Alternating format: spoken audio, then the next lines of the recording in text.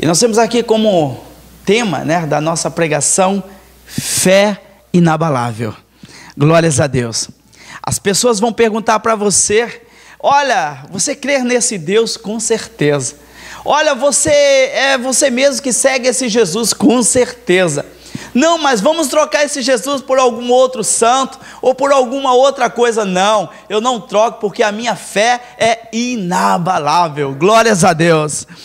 Fé inabalável. Hebreus capítulo 11, versículo 31 ao 34, diz assim: pela fé, Raabe, a meretriz, não pereceu com os incrédulos, acolhendo em paz os espias.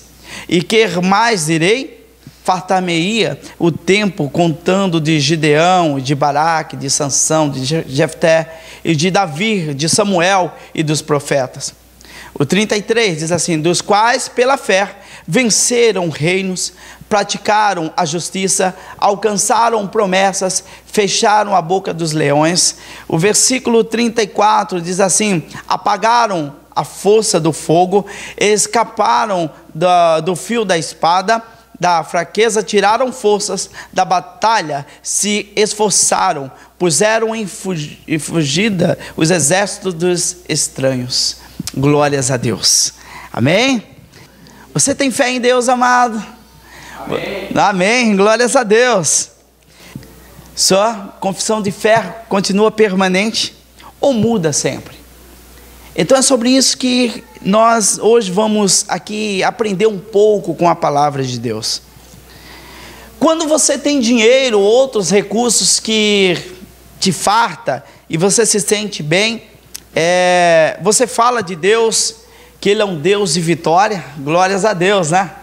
E nós continuamos falando, Deus é fiel, Deus é poderoso. Mas e quando te falta esses recursos?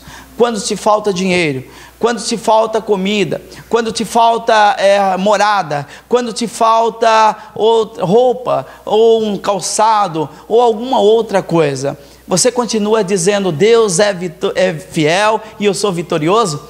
Pois é exatamente sobre isso que eu quero que você hoje pense. Eu quero que você saiba que a sua fé não vai depender naquilo que você tem. Sua fé é inabalável. Por quê? Porque Cristo é tudo na sua vida. Aleluias. Cristo é tudo na minha vida. Diz assim: Cristo é tudo na minha vida. Aleluias. E se hoje isso acabar, meu amado, os seus recursos, aquilo que Deus tem posto em tuas mãos, você vai continuar falando: Deus é fiel? Você vai continuar dizendo: Deus, eu te amo? Você vai continuar dizendo: é nele que eu confio, é nele que eu vou seguir, esse é o Deus que cuida de mim, o Senhor é o meu pastor e nada me faltará, né? É um texto muito conhecido que as pessoas falam: não, Deus é o meu pastor, mas em momentos de dificuldade as pessoas já começam a olhar para ele e falar: Deus, você está falhando, né? E eu quero que você saiba de uma coisa: Deus não esqueceu de você. Deus não esqueceu de você, ainda que você esteja meio que, Deus, parece que tudo está dando errado. Ele não se esqueceu de você. Ele continua olhando para você, muitas vezes permitindo coisas vindo sobre a sua vida, para que você desperte, para que você possa ver que existe um Deus grande e sua fé se tornar inabalável. Glórias a Deus, aleluias.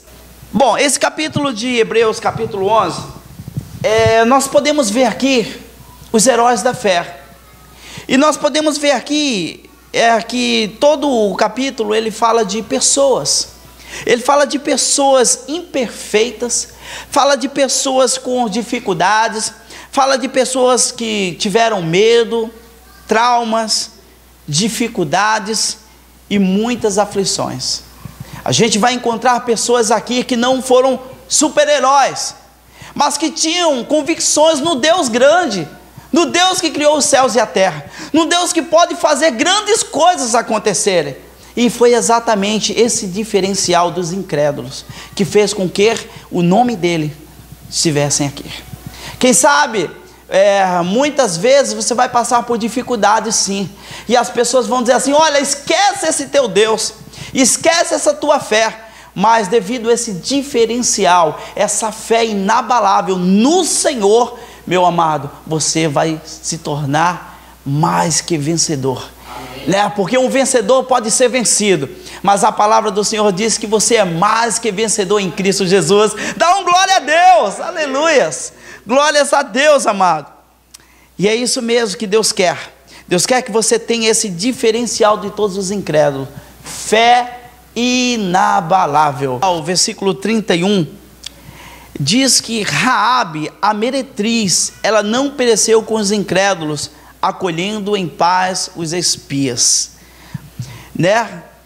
Josué, o livro de Josué do capítulo 6, 25 diz que Josué deu a vida a Raabe e toda a sua família e tudo que ela tinha, ou seja, não tirou a sua vida, né? Quando eles chegam para conquistar, né? E todo o muro cai, e eles chegam e existe ali um tratado, existe ali algo grande, uma aliança entre o povo de Deus e aquela meretriz.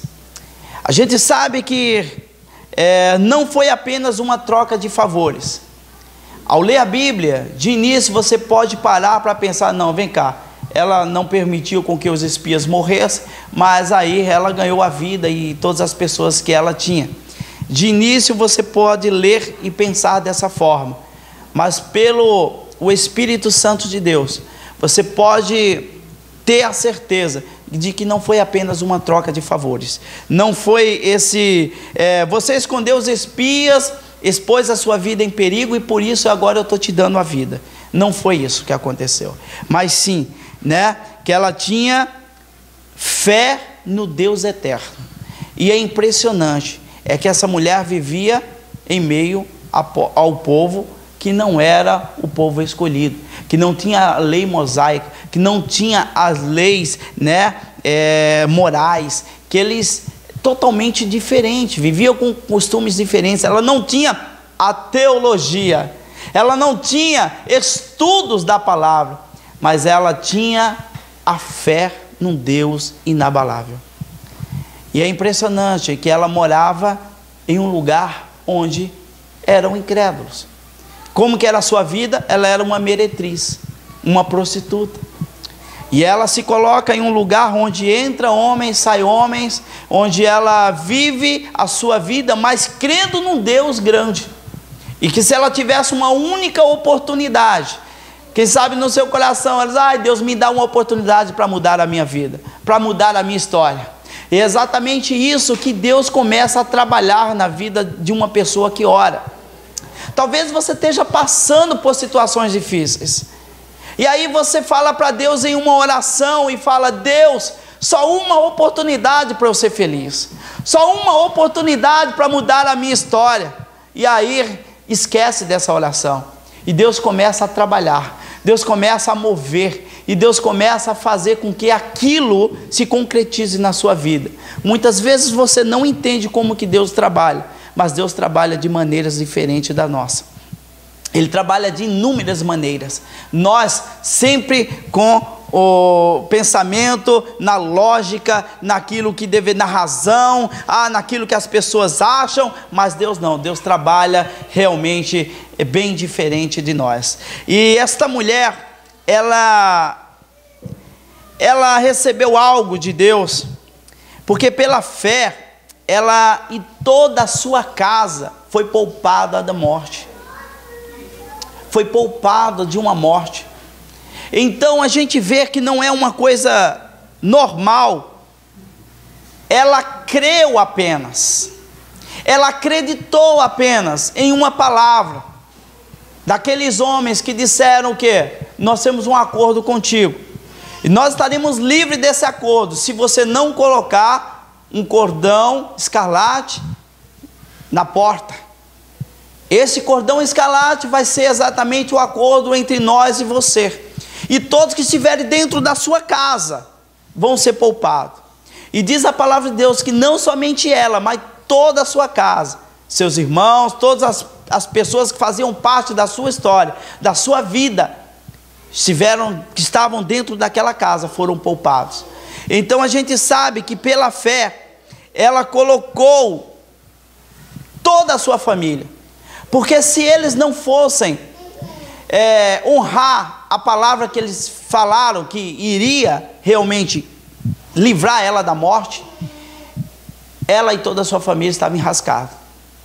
Mas ela acreditou, ela creu, ela tinha fé num Deus grande, embora ela não tivesse tanto conhecimento quanto o povo de Deus. E ela estava em um outro povo, e ela acreditou naquele Deus que fez grandes coisas no povo de Deus. Ela e toda a sua casa, meu amado, era um símbolo, era simbólico, era algo, era um cordão de escarlate na porta. Só apenas isso o protegeria da morte. Isso me faz lembrar uma outra história em Êxodo capítulo 12. Êxodo capítulo 12, do versículo 29 ao 31, diz ali que o povo de Israel estava apenas com a promessa de Deus, de que, você lembra, última praga, que eles teriam que estar preparados, esperando a saída deles, mas eles teriam que colocar nas suas portas o sangue de um cordeiro, porque quando o anjo da morte naquela noite passasse, exatamente, iria passar por cima, e não iria atingir ninguém que estivesse dentro da casa, mas todos aqueles que não tivessem o sangue de um cordeiro nas suas portas, todo primogênito morreria.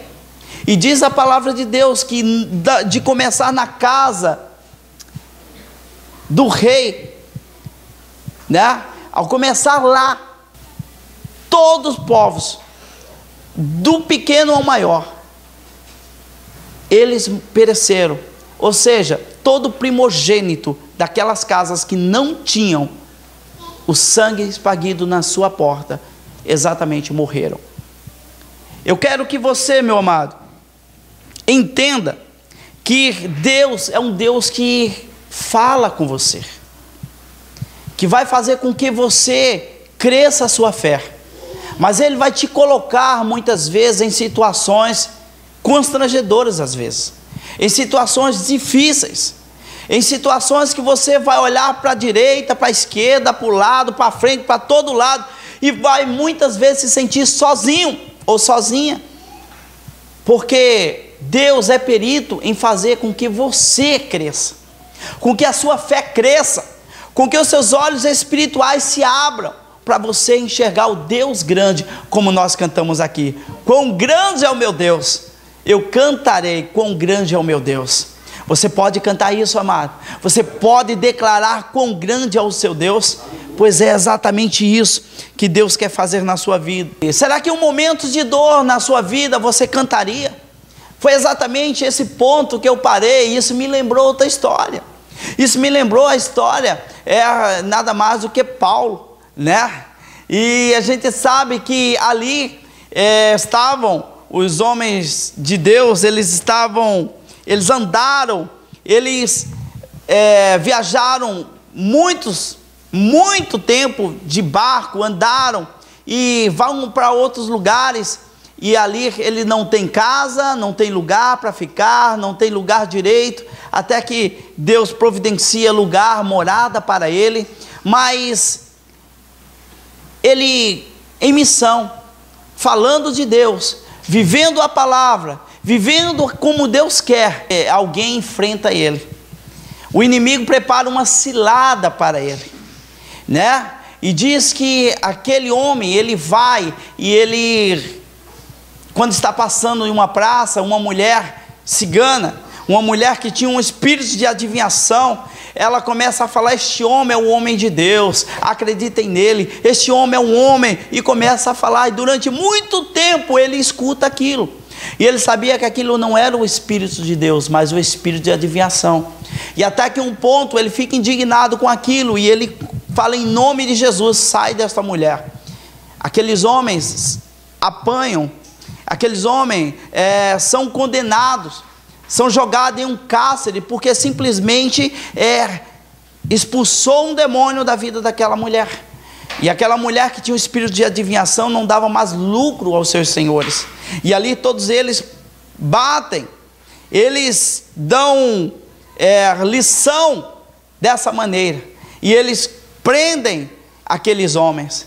E diz mais que eles passaram por mais coisas, ficaram presos, eles cantaram louvores, eles entoaram cântico, eles oravam. E aí, como essa passagem muito conhecida, diz que ali o cárcere, ele dá um grande terremoto, e ali os cárceres se abrem, aquele homem ainda olhando para tudo que estava acontecendo, ele consegue apaziguar todos os prisioneiros, impedir daquele carcereiro de tirar a sua própria vida, e ele vai, e ele continua a sua jornada, aquilo que Deus tinha, ele continuou crendo no Deus maravilhoso. Fica imaginando, este homem açoitado, envergonhado, foi preso, foi humilhado, e aí continua louvando e orando a Deus. Fique imaginando você, será que você já passou por isso? Não, eu creio que você não precisou levar nenhuma açoitada, você não precisou ser humilhado para você continuar falando que o seu Deus é grande. Pois é, mas existem homens que passam ainda nos dias de hoje, existem missionários, existem pastores, existem pessoas que estão perdendo as suas vidas, porque simplesmente estão falando do amor de Deus, estão seguindo sua fé inabalável, recusa Cristo, volta-se a tal religião, não, Cristo, este é o meu Senhor, mata, estão perdendo a vida. Quantos cristãos estão morrendo, né? Hoje em dia está sendo mais divulgado, mas quantos cristãos já morreram perdendo a sua vida porque a sua fé é inabalável? Eles não recusam, meu amado, eles continuam firme e forte no Senhor, ganhando almas para Jesus, ganhando vidas para o reino de Deus, porque a sua fé é inabalável. Eles não voltam mais para as suas vida antiga, não voltam mais para a magia, não voltam mais para as suas incredulidades, para seus adultérios e tantas outras coisas mais, porque ele agora tem uma fé firmada em Cristo. E eu creio que você também tem essa fé firmada em Cristo. Eu creio que Cristo na sua vida é um grande diferencial, e que você pode dizer assim: eu creio nesse Deus, eu creio nesse Deus que me dá convicções, em nome de Jesus, eu creio nele, Senhor, eu creio na tua palavra, aleluias.